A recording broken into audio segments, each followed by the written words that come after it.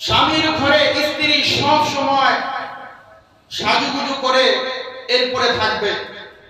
স্ত্রী যদি ঘরের মধ্যে সাজ সজ্জা না করে, ঘরের মধ্যে যদি পেতনির মতো বসবাস করে, তাহলে সেক্ষেত্রে স্বামীর মন অন্য নারীর দিকে চলে যাওয়া এটাই স্বাভাবিক।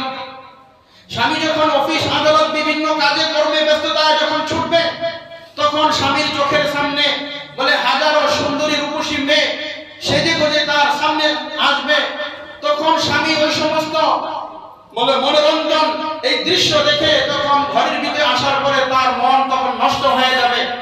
এই জন্য আল্লাহ রাসূল সাল্লাল্লাহু আলাইহি ওয়াসাল্লাম বলেছেন, প্রত্যেকটা নারীকে এই কথাই বলেছেন, তোমরা ঘরের মধ্যে তোমাদের স্বামীর সামনে তোমরা সুন্দর সেজে গুজে এরপরে তোমরা ঘরের মধ্যে অবস্থান করো।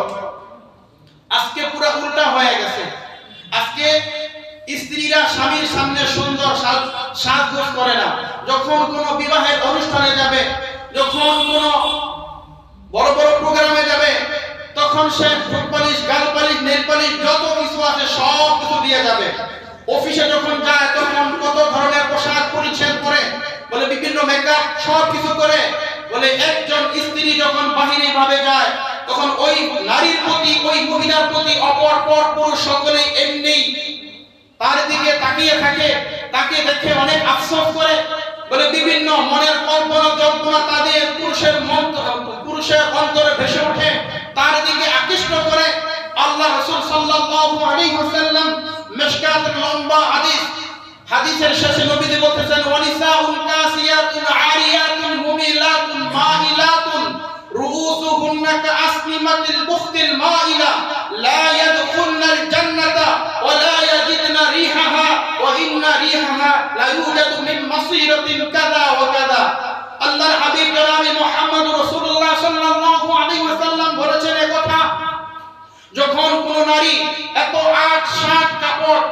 শর্ট কাপড় পরিধান করে পায়ের গোছা উন্মোচন করে থাকে, বলে তার মাথার মধ্যে বুকটি উটের কুলের মতো বেনি পাকিয়ে হেলে ধরে হাঁটে, অপর পর পুরুষকে তার দিকে আকৃষ্ট করার জন্য এমন মিহিন পাতলা কাপড় পরিধান করে যার দ্বারা তার শরীরের প্রত্যেকটা লোমের এরকম ভাবে গোড়া পর্যন্ত দেখা যায়, বলে এমন পাতলা কাপড় পরিধান করে।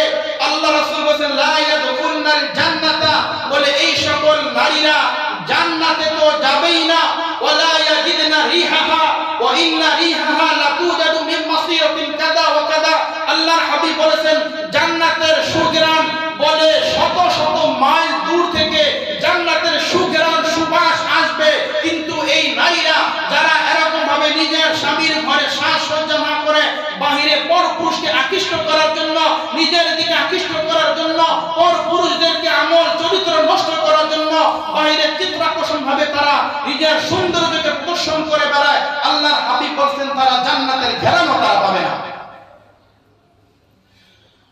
৮ নম্বর যে অধিকার আল্লাহ রাসূল সাল্লাল্লাহু আলাইহি ওয়াসাল্লাম বলেছেন, একজন নারীর তার কর্তব্য হলো নিজেকে পর্দায় আবৃত করে রাখা। কুরআনে কারিমে আল্লাহ রাব্বুল আলামিন বলেছেন, ওয়াকরনা ফি বুয়ুতিকুন্না ওয়া লা তাবাররাজনা তাবাররুজাল জাহিলিয়াতিল উলা। ওয়াকরনা ফি বুয়ুতিকুন্না ওয়া লা তাবাররাজনা, হে নারীরা তোমরা নিজ গৃহে বাসস্থানে তোমরা অবস্থান করো, তোমরা এখানে থাকো, বলে আইয়ামে জাহিলিয়াতের যুগের নারীদের মতো তোমাদের সৌন্দর্যকে তোমরা প্রদর্শন করে এরপরে তোমরা ঘোরাফেরা করবে না।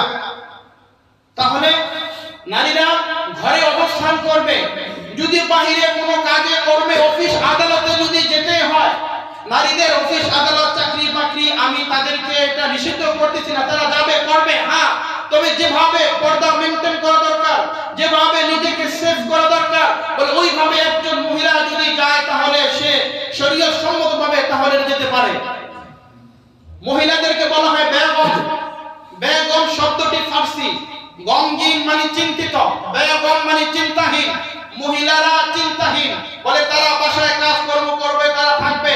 আর স্বামী যেহেতু আর-রিজালু কাওয়ামুনা আলান নিসা, পুরুষ যেহেতু নারীর কর্তা হিসেবে আল্লাহ মনোনীত করেছেন, বলে বাহিরের অফিস আদালত চাকরি বাকরি ব্যবসা বাণিজ্য ঘরের ভরণ পোষণ ছেলে মেয়ে দেখা চিকিৎসা অসুখ বিসুখ এগুলো সব একজন পুরুষের দায় দায়িত্ব একজন পুরুষের কাঁধে আল্লাহ চাপিয়ে দিয়েছেন।